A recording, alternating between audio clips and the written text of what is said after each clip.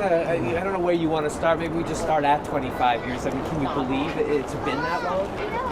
No, I mean, it's kind of it's one of those things that you really sit back and think, wow, 25 years way back going. And it also makes you just think, how come we don't have answers after 25 years?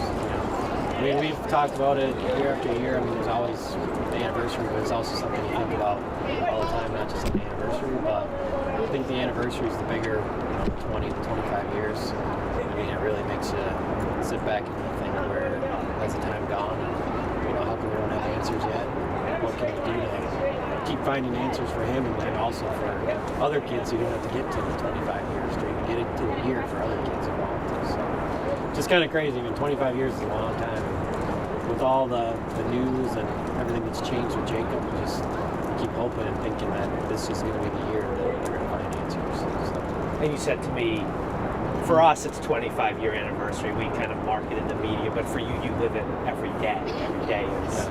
I mean, obviously, it shapes who you are as a person. I mean, it happened when I was 11 years old, so I mean, it affects you in your whole life as far as how you live your life. I mean, that's everybody has their things they go through in life, and that was a big one for me and a lot of people around, our family in the state of Minnesota. It's changed, a lot of people's lives. So, I mean, it's a big thing for 25 years. It's kind of like, when you get married and you have an anniversary, 25 years is a huge deal, but every day you're living your life, and, you kind of think about it and shapes who you are.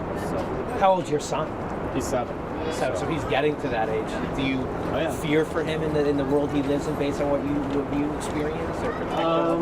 Well, I wouldn't say fear is a good word. I'd say I am probably overprotective to that point because, I think it's just natural for me to get people involved as something happens to somebody close to you, you're going to hold them a little closer. I still want them to, we live in a great world, don't get me wrong. I want them to trust people, he needs to trust people.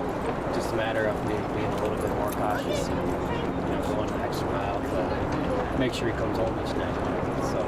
So, we did, Patty and Jerry and everybody around St. Joe, they did everything to make sure we were safe.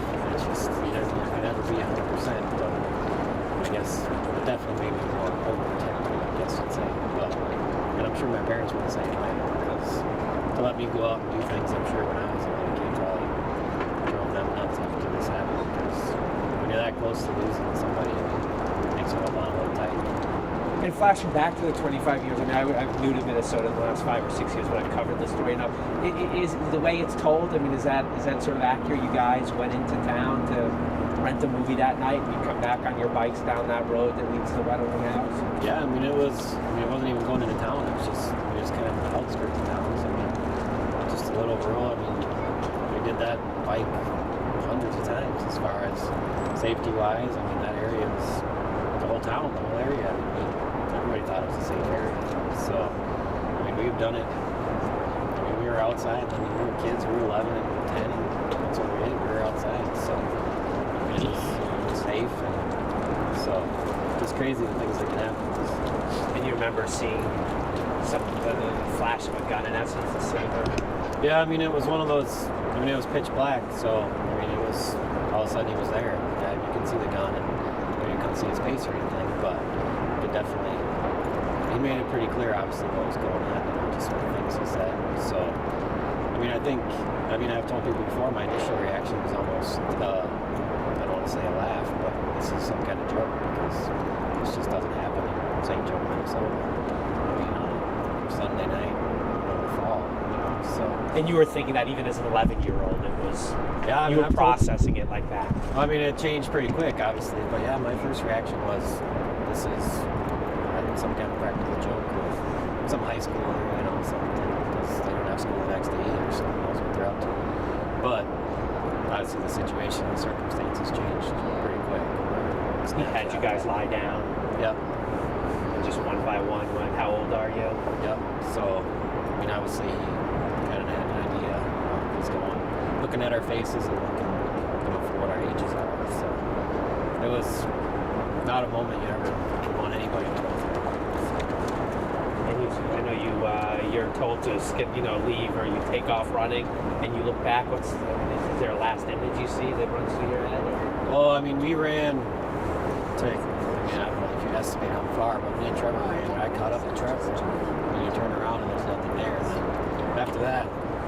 goal was to just get home so we could get somebody notified. Because we were 11 and 10. Our biggest goal at that point is to let's tell somebody they can do something. So after that point, I think then the adrenaline, the fear kicks in. Our biggest goal is to get back and let somebody know what happened. So is that voice one that rattles in your head? Do you ever try to listen to people? You know what I mean? Do you hear that voice? Yeah, I think, and honestly, I think it's a voice that I'll probably never, it'll stand out for me for the rest of my life. I'd say it's something I'll probably never forget. The voice, just that whole night. But obviously, the voice is probably something that really stands out for me. It's just the demeanor of his voice. So. Did you see some of the media coverage about a month or two ago? A couple of stations, including us, interviewed a guy, Delbert Huber, an old man in jail, in prison. Did anything? Did you see him on TV? Did he stick out? Did that boy anything there? I don't know. Honestly, it just didn't. I don't know. Obviously people change and so forth, but you always probably have this idea that it just didn't stand out as much as I thought it would be. But he also, things change. It's been 25 years. Perhaps my memories, you never know. But it didn't stand out as much as I thought it was going to be. Because I had talked to that Joy Baker who was doing the blogging and so forth. We had talked and gone over things. So obviously I was interested to see his interview and see. And then obviously it's disappointing when he passed away because you never know what information he might have. So. You said you talked to Joy. What about investigators? Did they ever come back to you and just say, "Hey, Aaron, we got this lead. This photo"? Did anything like that over the last few years? Yeah, it's probably been, I don't know, probably a while. Every once in a while we get brought back. They bring in different, like national people. They bring in to ask us questions just to kind of try to get a different perspective on things. To be honest, it's probably been a few years since we've got back. And I think it's a good thing because you never know. The more people you have looking at, his case and other missing kids' case, the more minds you put on something, the better chance you're going to have that maybe unclude something that somebody else might have missed. You like the idea of putting out the billboards this week? Yeah.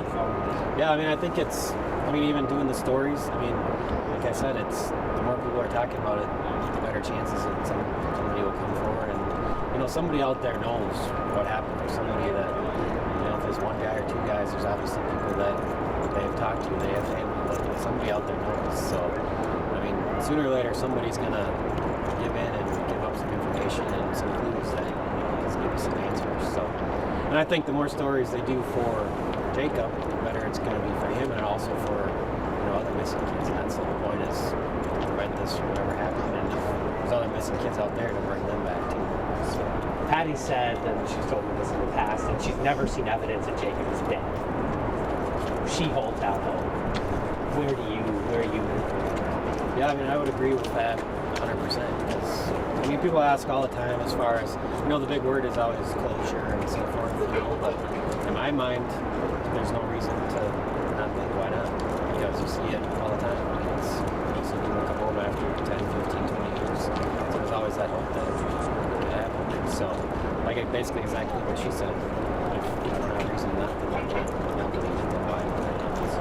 Do you look at faces? Like when you come to the city, or you're traveling, or when you're in the military, you look at faces? Yeah, and I think you look around and, you check things out. And I think I even do that more with, you look at other missing children. And I think it's just natural to, it's a huge part of my life, and so I know how much it affected me. So Willis, Sprinkle, Jacob, and also, so I look at other missing kids. It kind of makes you keep an eye out for, because you never know. You just never, I've been lots of places around the world, so it's kind of, you always keep a different eye out. So. Have you told your son? Is he too young so you can understand? No, he knows. His middle name is Jacob, so he knows who he's named after. We don't get into big details as far as what happened and so forth, but he knows that he's named after Jacob, who was my best friend that was taken. I don't get into the big details as far as what exactly happened that night. He knows that my best friend was taken. So, and I think that's important. He's 7 now, so I think it's important to discuss that with him. He's at the age now where he's going to be out and about sometimes where I can't always be around him. I can't always protect him. talk to him and other kids as far as how to deal with certain situations that might be in. His first name is Anakin. Yep. Like the Star Wars spin-off. I'm not a huge Star Wars person, but it's not. I like his name. I think it's a cool name. So it's different. Anakin, Jacob, Larson. And are you still known as Aaron Larson? Do you get stopped? I mean, is it that type, not fame, but do people know you or know the name enough that you get asked?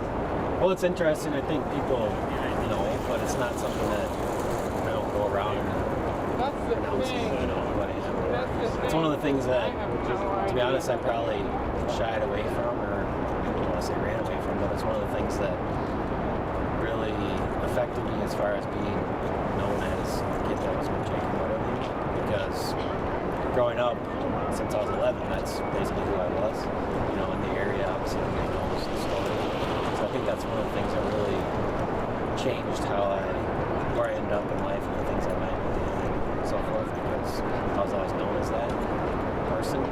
But as far as people saying stuff to me now, I mean, I'm more than willing to talk about it because, like I said, it keeps the story alive. But people don't just come up and talk to me. They might announce it to somebody else as far as who I am, and that's kind of the extent of it. I think, to be honest, sometimes people are nervous or afraid to tell because they don't want to ask certain questions that about it and so forth, which really doesn't. Because, like I said, it's more people talking about a story. But You've talked about survivor's guilt. Is that still something that eats at you? What are you, 36 now? Yep. So I would say it probably affected me. I mean, it still does to this point, but I think over the years it definitely did, because it was something that we were 11 years old, we looked alike. I mean, it's a dark night. You never know how come Jacob took me.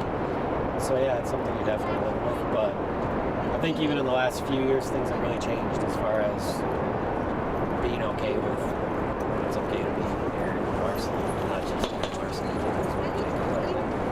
and like my wife and my son, it really makes you sit back and realize that you learn from the past and it kind of changes and makes you who you are, but you also take that and live life to the fullest. And my wife and my son have really shown me that it's okay to just be Aaron Larson. You miss Jacob? I mean, you miss those, obviously, all boy friendships. Yeah, I wonder what he'd be like when he'd have kids, right? Yeah. I mean, you really sit back and think about it, and it kind of changes how you think about it as you get older, because, I still have my friends from high school and so forth, and you see your kids and you're growing up, and you go to sporting events and so forth. I mean, you're not always together. Those things change, but we get together every once in a while, so you always just think, what will Ben and where he'd be at, his kids and so forth, Like I said, it really makes you sit back and think after you start having your own kids, what his kids be like, and, Trevor has kids, and, it really makes you sit back and think how